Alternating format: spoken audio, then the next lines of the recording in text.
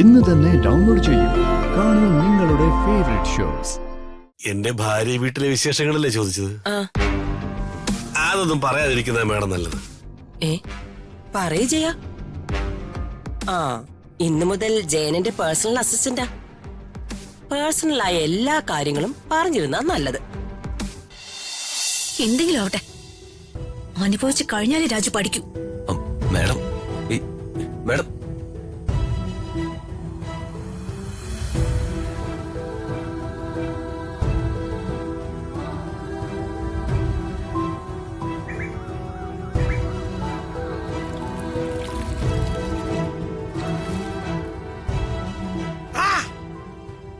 അയ്യോ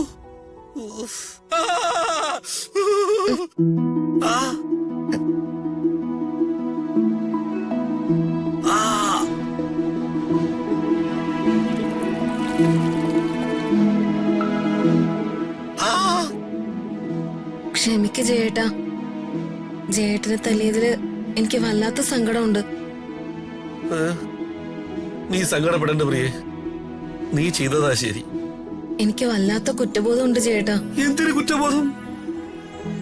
നീ ഇത് വളരെ നേരത്തെ ചെയ്യേണ്ടതല്ലായിരുന്നു. അയ്യോ, ഒരു ചീഞ്ഞ കവള മടൽ കൊണ്ട് നീ എന്തുകൊണ്ട് എന്നെ നേരത്തെ അടിച്ചില്ലെന്ന് ഞാൻ പല വട്ടം ചിന്തിച്ചിട്ടുണ്ട്. എടി, തല്ലി ശരിയാക്കേണ്ടവരെ തല്ലി തന്നെ ശരിയാക്കണം മോളെ, എന്നാലേ അവറ്റകൾ നന്നാവും. ഞാൻ ആ കൊച്ചമ്മണി എന്നുള്ള എന്റെ അമ്മയുടെ തന്നെ പകരമായി പോയി. എന്ത് ചെയ്യാൻ പറ്റും?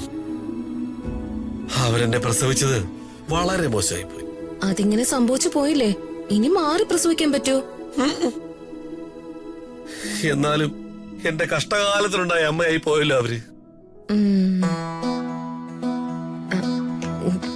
ഞാൻ തല്ലിയപ്പോ ജേട്ടന് നൊന്തോ? നീ പ്രേമത്തോടല്ലല്ലോ തല്ലിയത്, എനിക്ക് നന്നായിട്ട് നൊന്തു. നീ മുടിങ്ങിയ പ്രേമത്തോടെ ഒരു പിരിയം കമ്പിക്ക് എന്റെ തലക്കിട്ടടിച്ചാലും എനിക്ക് നോവില്ല മോളെ. ജേട്ടൻ കള്ളു കുടിച്ചിട്ടല്ലേ ഞാൻ തല്ലിയത്? അതിന് ഞാൻ നിന്നെ വല്ല വഴക്കും പറഞ്ഞു? തല്ലരുതെന്നല്ലേ അഭിപ്രായപ്പെട്ടിട്ടുള്ളൂ. ഈ കള്ളൊരു ഇന്റർനാഷണൽ യൂസ്ലെസ് അല്ലേ? യൂസ്ലെസ് എന്നല്ല, അതിന് പറയേണ്ട പേര് വേറെയാ. എന്തിനത് വിൽക്കണമെന്നാ ഞാൻ ചോദിക്കുന്നത്? അവര് വിറ്റോട്ടെ, എന്തിനത് വാങ്ങി കുടിക്കുന്നതെന്നാ ഞാൻ ചോദിക്കുന്നേ. അതും ശരിയാ പ്രിയേ, പക്ഷെ മറ്റൊരു കാര്യമുണ്ട്. ഈ കള്ളെന്ന് പറയുന്നത് ഒരു വശീകരണ റാസ്കലാണ്. ഫോർ എക്സാമ്പിൾ, നമ്മളൊരു ബാറിന്റെ ഫ്രണ്ടിൽ കൂടി ചുമ്മാ നടന്നു പോവാണെന്ന് വിചാരിച്ചു. അപ്പൊ ഈ കള്ള് പറയും, അളിയാവാ അളിയാവാ, പൊന്നളിയ എന്നെ വന്നൊന്ന് മുത്തിയിട്ട് പോ അളിയാന്ന്. അപ്പൊ നമ്മൾ അറിയാതെ അങ്ങോട്ട് നടന്നങ്ങ് പോകും. അളിയാ അളിയാന്ന് വിളിക്കുമ്പോഴേ തിരിച്ചങ്ങോട്ട് 2 ചാട്ടം ചാടണം. ഒന്ന് പോടാ അളിയാന്ന മട്ടില്. എന്നാലും കള്ള് പിറകെ വരും, അതാ പ്രശ്നം. എന്ന് വെച്ചാ ഇനിയും കുടിക്കൊന്നല്ലേ? എന്റെ പൊന്നുപ്രിയെ, നീയാണ് 30-30 ദേവകളാണ്. ഇനി ഞാൻ കള്ള് കുടിക്കത്തില്ല. സത്യം സത്യം സത്യം ചെയ്തതല്ലേ നീ ഇപ്പൊ കേട്ടത്?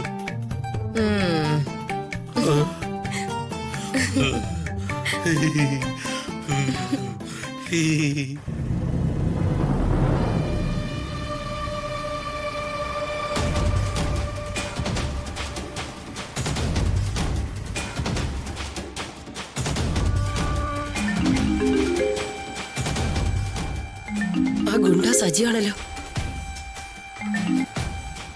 എന്താണ് സജി? ഒരു ബാഡ് ന്യൂസ് പറയാനാ ഞാൻ വിളിച്ചത്. കുറച്ച് നാളുകളായി ബാഡ് ന്യൂസ് മാത്രമാണല്ലോ കേൾക്കുന്നത്. എന്താ? അയാളെ ഷൂട്ട് ചെയ്തപ്പോ ആ റോഡിൽ തറച്ച ബുള്ളറ്റും ബ്ലഡ് സാമ്പിൾസും ആ പെണ്ണുപിള്ള കണ്ടെത്തി. ഏത് പെണ്ണുപിള്ള? ആ SP. പണി പാളിയോടാ. പാളി. അന്വേഷണം ഊർജ്ജസ്വലമായിട്ട് നടക്കുക. എന്താ കുഴപ്പാവൂ? അത് ഞാനെങ്ങനെ പറയാനാ? എന്തായാലും ഗണ്ണ് മാറ്റിയേ പറ്റൂ. എവിടെയെങ്കിലും ഒളിപ്പിക്കും. അത് ഞാൻ ഏറ്റു. എന്താ അമ്മേ? ആ ഗണ്ണൊന്ന് മാറ്റണം. എവിടേക്ക് മാറ്റും?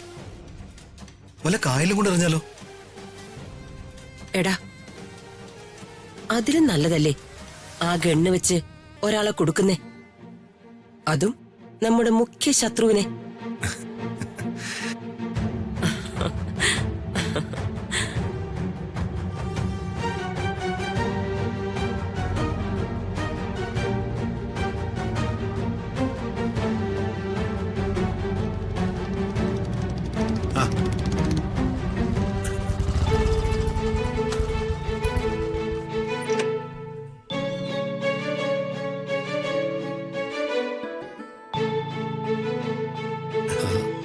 Good morning sir.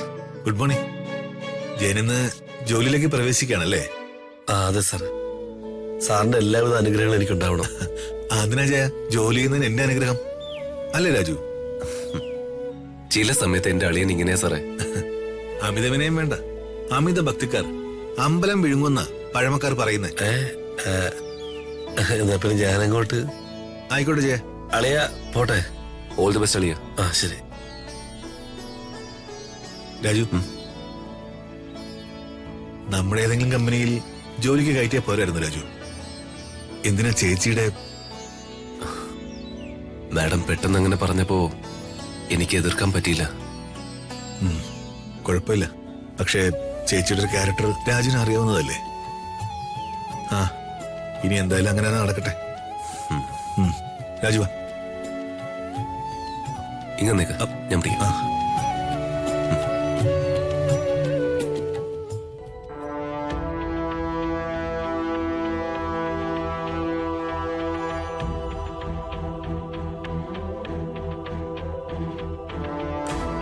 എടാ, ഇവനെ ഭീമനെ വിഴുങ്ങാൻ നിൽക്കുന്ന ഭഗനെ പോലെയുണ്ട്. എന്നാലും ഇവനെ നമുക്കങ്ങ് വിഴുങ്ങിയാലോ? ആ രാജുവിന്റെ കുടുംബം മൊത്തം അലങ്കോലാക്കാനല്ലേ ഇവനെ നമ്മൾ ഇങ്ങോട്ടെടുക്കുന്നേ. അല്ലാതെ മോക്ഷത്തിനൊന്നും അല്ലല്ലോ. ഇവർ രാജുവിന്റെ ഹൃദയയുടെ നമ്പർ 1 ശത്രുക്കളാ. അപ്പോ അവർക്കെതിരായിട്ട് ഇവരോട് സംസാരിക്കണം. അപ്പപ്പോ കാണുന്നവനെ അപ്പാന്ന് വിളിച്ച അപ്പവും കഴിക്കാം, വീഞ്ഞും കഴിക്കാം. Good morning madam. Good morning Jaya. ഇന്നൊരു നല്ല ദിവസമാ. എന്തുകൊണ്ടും ജയനൊരു ഭാഗ്യവാനാ. അല്ല, എന്തൊക്കെയുണ്ട് ജയ വീട്ടിലെ വിശേഷങ്ങൾ?